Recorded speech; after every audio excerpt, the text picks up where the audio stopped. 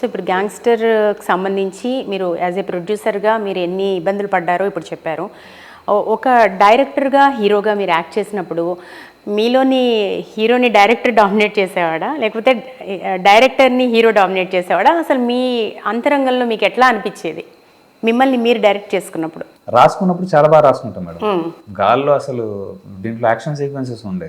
ఇప్పుడు మనకి best action choreography వచ్చింది దీనికి అవార్డు. ఇన్ని సినిమాలను దాటి, ఇప్పుడు మీరు చెప్తున్న బిగ్ బిగ్ ఫిల్మ్స్ ని దాటి నాకు ఇచ్చారు అవార్డు. అది ఒక ఇంటర్వెల్ ముందు ఒక ఫైట్ ఉంటుంది దీంట్లో, సింగిల్ టేక్ ఫైట్.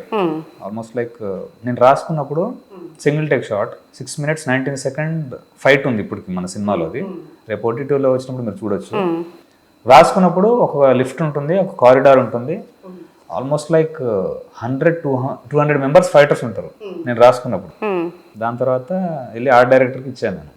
సో ఆయన ఒక బడ్జెట్ ఇచ్చిండు నాకు, సార్ ఇంత అవుతుంది మీరు చెప్తున్న ప్లానింగ్ ప్రకారం. అప్పుడు లోపల నుంచి ఒక ప్రొడ్యూసర్ బయటకు వెళ్తాడు, అరే చేతిలో రూపాయి లేదు ఎందుకు ఇంత తగ్గి అంటాడు వచ్చి. సో నేను ఆల్మోస్ట్ ఒక 100 meters సెట్ వేయించాలని నా థాట్ ప్రాసెస్ ఉంది.